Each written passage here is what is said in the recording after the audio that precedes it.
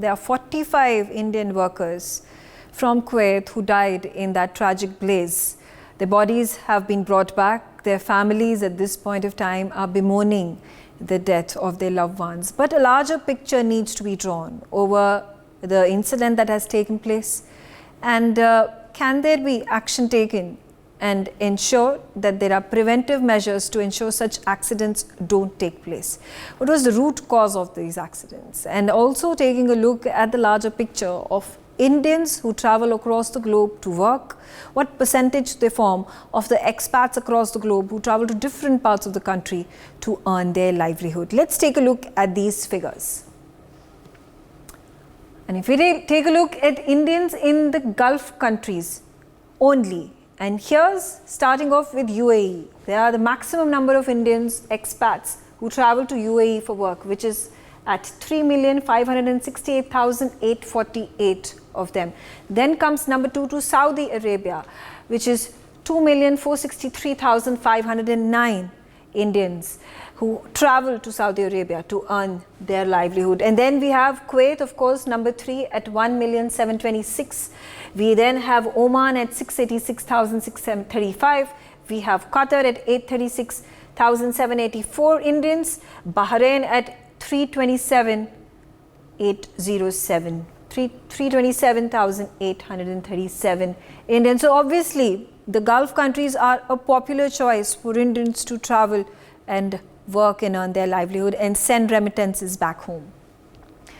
Now, let's take a look at the breakdown of the Kuwait numbers. The total population of Kuwait is just little shy of 5 million, which is 4,820,000. A total number of expats crosses half the population, which is 3,290,000 people. So, which means the large percentage of the economy is run by people who travel from across the globe to work in this country.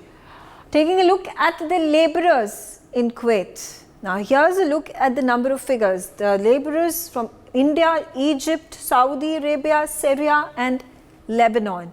And Indians form the major chunk of the labor population, which is 1,726,000.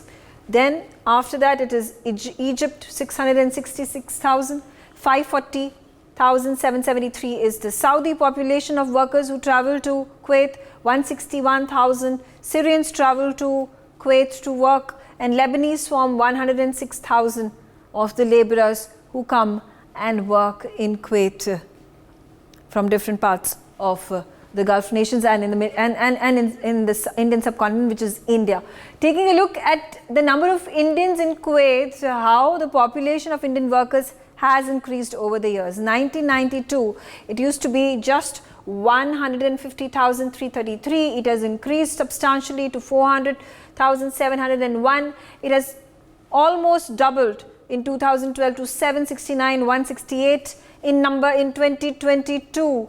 It is just shy of the double number. It's at 9,665 and 774.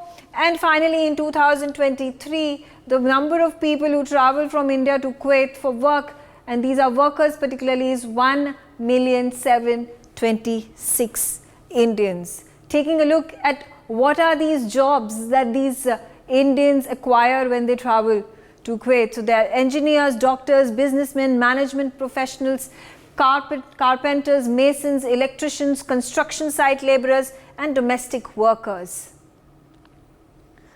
So here's an overall look, and also it's very important to know the number of the amount, the money that is earned by Indians who work in Kuwait, and this is information as per the Indian Embassy. The minimum referral wages are between $300 to 13,550 US. All right, and we'll also take a look at the remittances that are sent to India by the Indian expats working in Kuwait. All right, and also taking a look at the big issues that are faced by these workers, especially the ones who are construction site workers or domestic help, who are working on, as masonry, who are working as and this is workers live in labor camps, cramped rooms, inhuman conditions is what the number one issue is. Non-payment of wages is another issue that has been a frequent problem for workers living in Kuwait and other Gulf countries. Lack of proper food, and the list goes on. And we take a look, and despite all these problems and issues that are overcome by the workers, they still continue to work over there to earn money and send remittances back home. So taking a look at the remittances to India from the Gulf nations, UAE of course will be number one, because the maximum number of Indians who travel to the Gulf countries, they travel to UAE. So the remittances that are sent to India from Gulf is 13.826 billion US dollars. Then comes Saudi Arabia at 11.239 billion US dollars. Then comes Kuwait at 4.587 billion US dollars. Then Qatar at 4.143 US billion dollars. Then Oman at 3.250 US billion dollars. All right. So now that we have gotten an overall picture of how this cycle works of money being earned, a number of workers who would end up traveling to all these Gulf nations, to Kuwait, to Qatar, to Saudi Arabia, to UAE, and also now putting a deeper in-depth analysis of what is the reason that there are time and again such incidents take place. And it is workers of the lower strata. They are not the white collar jobs, they are the blue collar jobs. Construction workers, domestic help, masonry, and in fact in this fire that took place in Kuwait, there were a number of engineers as well who died. And we have already spoken at length about the safety norms that were flouted. There were not precautions that were taken. The janitor of the building has also been pulled up for his laxity in duty. There were the doors to the rooftop that were closed, because of which the people could not escape, and they had to travel down into the building and ended up getting charred in the process, and it ended up dying on the spot. Let's start our conversation. Joining me on the telecast is Rajpal Tyagi. He is the chairman of the Indian Community Support Group, and he's joining me from Kuwait. Thank you so much, Rajpal Tyagi, for joining me on the telecast. And first things first, about the security and safety of Indians, or for that matter, workers from countries like Pakistan and India and Philippines and Bangladesh who travel to all these Gulf countries, and Kuwait being no exception, and being subjected to such harsh treatment. And I remember some time ago, I think a decade or two ago, there were these instances of the domestic help from India, particularly from Kerala, who would travel to Kuwait, and they used to be put in such inhuman conditions, had to face such inhuman conditions. They faced harassment and manhandling from their owners, and that case of course raised a lot of eyebrows, but I wonder what happened about it. Again, another case that had been pointed out by one of my panelists in the earlier discussion about these the International Football Cup that was happening, the FIFA Cup that was happening in Qatar, and there were a number of workers from India as well who died and died of mysterious circumstances, and there was no inquiry that was done. There was no prosecution of the culprits who were behind the task. So how does this, how does one ensure the safety of an individual who has traveled miles away from their country, is in an alien land and has gone over there to earn money? How do we ensure that the safety of the person is paramount, is of priority, and the person does not just disappear into thin air, or an incident like this ends up killing the person?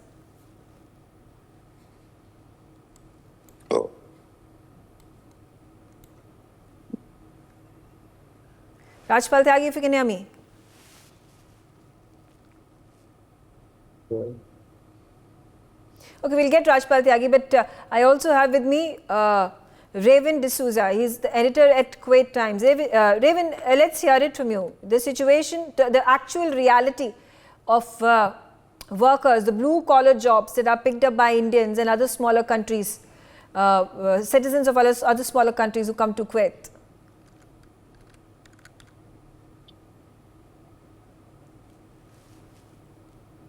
Are we waiting for someone else? Raven, can you hear me? Yes, we can hear you. Okay, so if you can hear me, sir, could you respond to my question? Yes, please go ahead.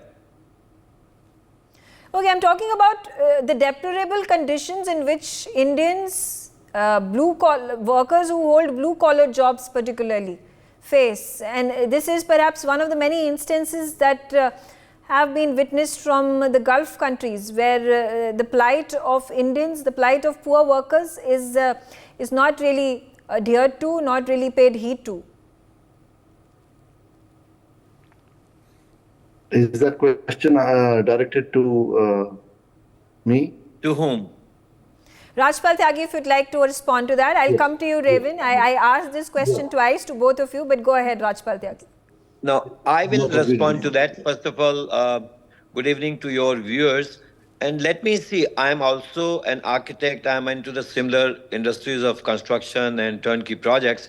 Kuwait authorities are very strict about laying the system and implementing for the firefighting system.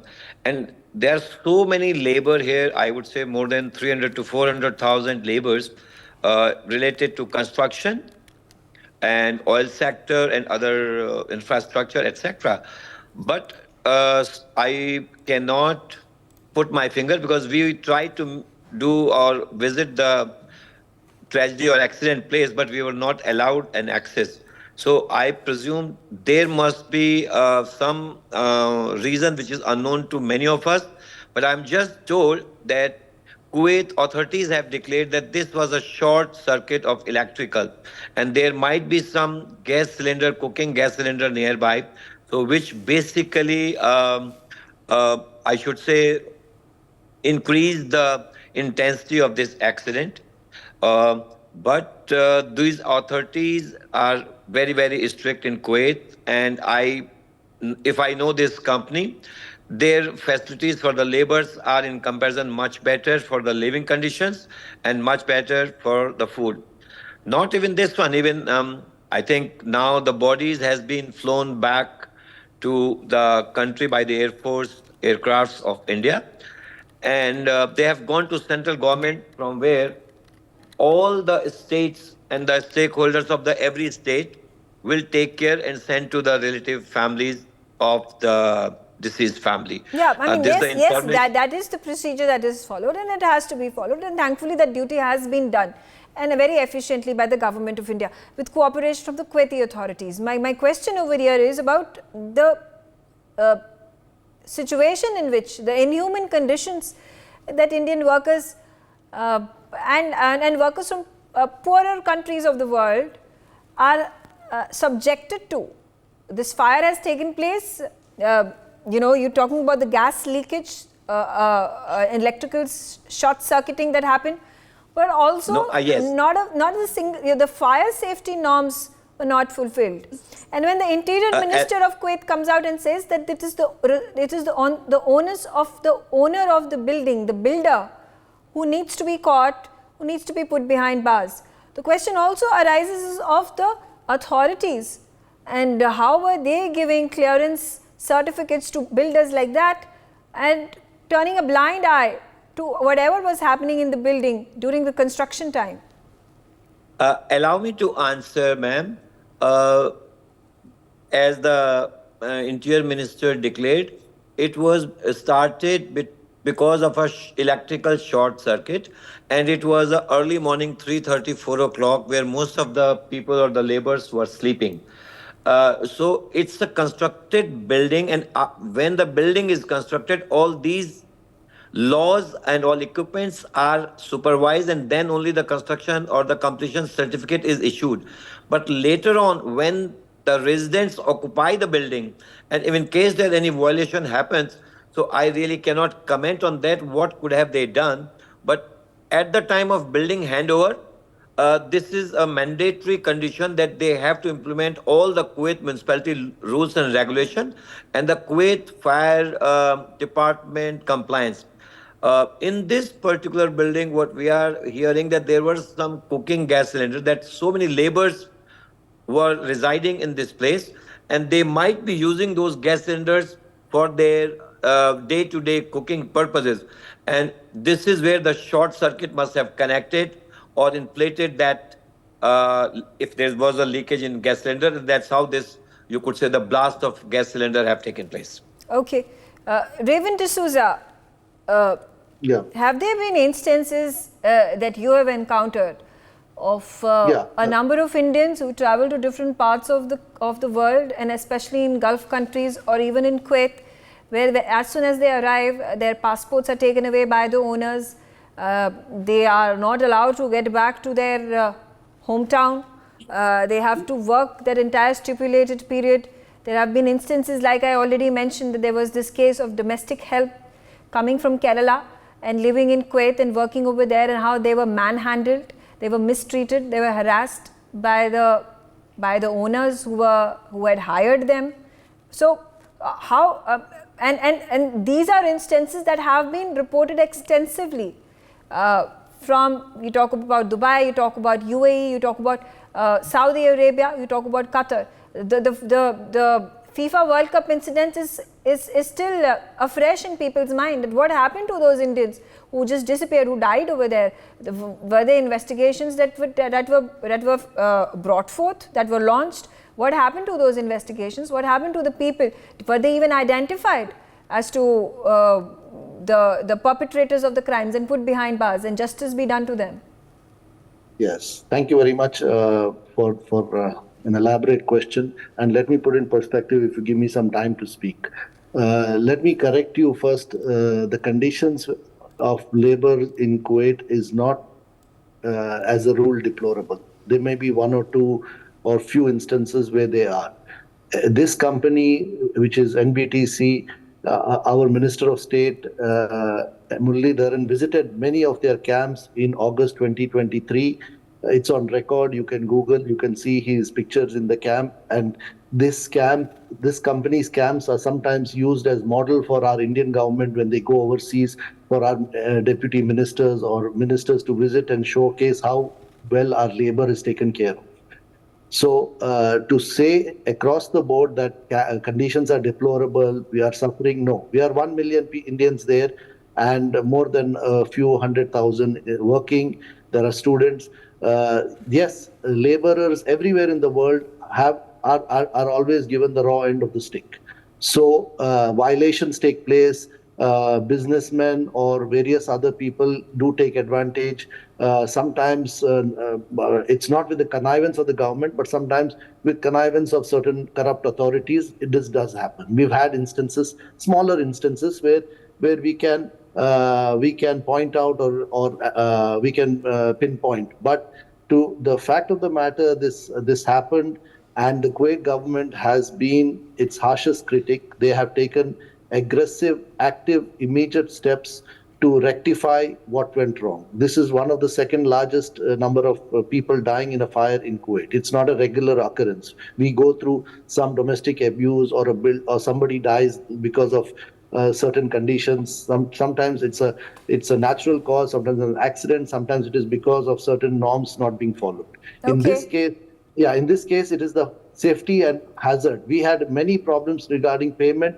We have, with the Indian Embassy and so many others, we have almost resolved, or those cases have come down because money is directly going into the employee's bank account. There's bank guarantees. So much. It's a work in progress. Okay. Coming back to FIFA, this is completely not acceptable. This is a Guardian report, and the whole world is giving this narrative, just like BBC gave a narrative on Modi Saab, and we retorted to that. The Qataris are not retorting to it. It's another question. FIFA World Cup, Qatar was the best World Cup. I'll come to Professor Madan Nalapat. Professor Madan, yeah. We've heard it from Indians who are living in Kuwait, and they present a picture that is opposed to the kind of reports one is often used to reading or watching.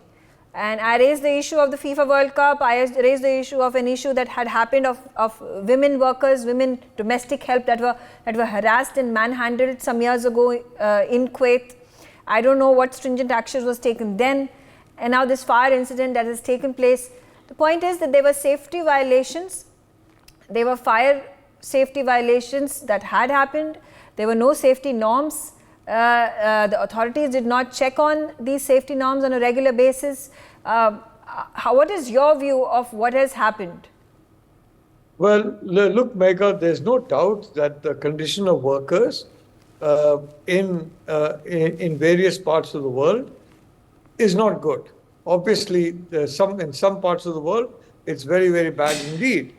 And so far as this incident is concerned, it seems that there was a concentration of gas cylinders. It seems there was probably a leak in a gas cylinder. And when that caught fire, possibly the other cylinders nearby also exploded. And this particular thing happened. But I think it's important to have a sense of perspective here because, I have witnessed shows. I've had discussions with people in which they paint the different countries in the global south in a very ugly way, that these countries are basically horrible, that they are almost dictatorial, that they are anti-worker and things like that. Kuwait has had very good relations with India. The Emir himself has got involved in this, and there is no higher authority than the Emir of Kuwait. So I would also like to remind you, Megha, that the Indian expatriates in the Middle East contribute a significant share of our foreign exchange reserves, a very significant share. Yeah. And a lot of what we are buying now in department stores is basically funded out of those particular repatriations. Secondly, Indian expatriates are regarded very highly in the Middle East. They are hardworking, they are law-abiding, they are model expatriates. And it's not just at the lower levels. Today, especially after the 2008 financial crash, in various Arab states, you are seeing Indian expatriates rise to very high positions. And also, many of them take on businesses. Now, you've seen that in the United States. In the European Union, it's still not so evident. In the UK, it's much better. But the reality is that there's a huge number of Indians working there. And I think it's important to understand that these are an important source of economic development. Yeah. And where Prime Minister Modi is concerned, where diplomacy is concerned, I would say our MEA has been doing a superb job.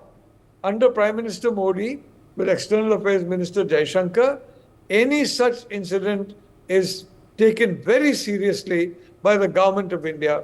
I'm very certain this has been taken equally seriously and very, very seriously. And I'm very certain that whatever corrective action is needed, whatever problems there are being discussed with the Kuwaiti government at the highest level. Okay, but I'll have to add, because I've seen this. I mean, my father incidentally was working in Dubai some years ago, and I have heard cases of Indian workers, Bangladeshis, Pakistanis, Filipinos, they're living in such constrained environments. I think 10 to 12 of them packed in a single room.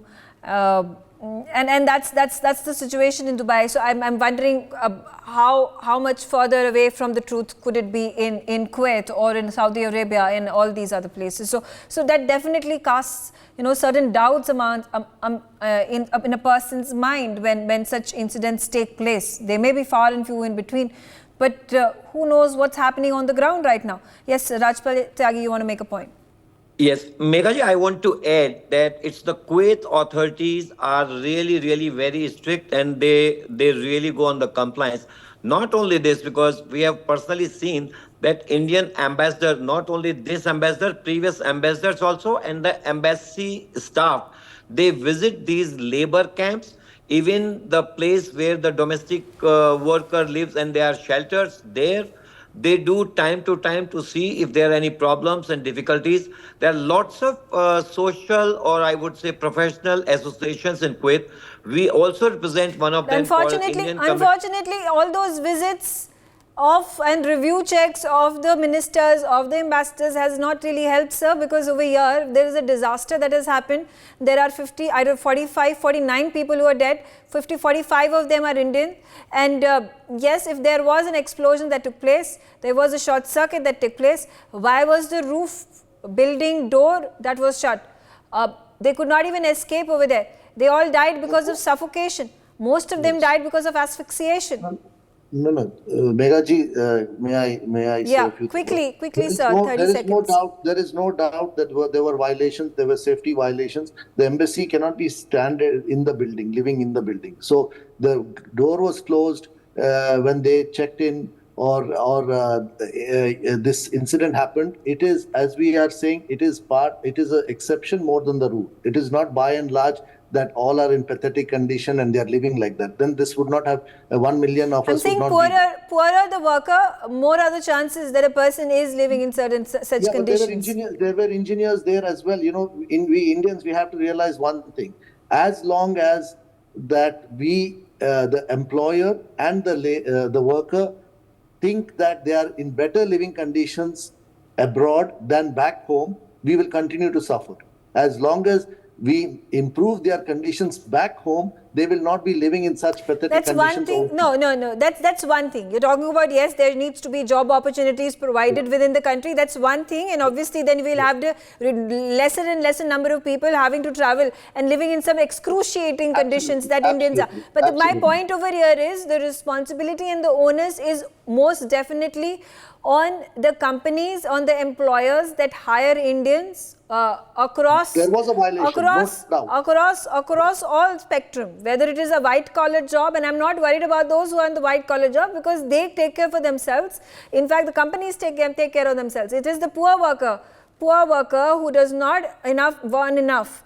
And he's over there for the incentive that the dollars that he's going to earn is much more than the money that he's going to earn back home. And that is the greed with which he goes over there and sends the money back home, the remittances. But this is what he has to face. This is the cost he has to pay for going abroad, working hard, working from morning till night, having no place, no ways of recreation.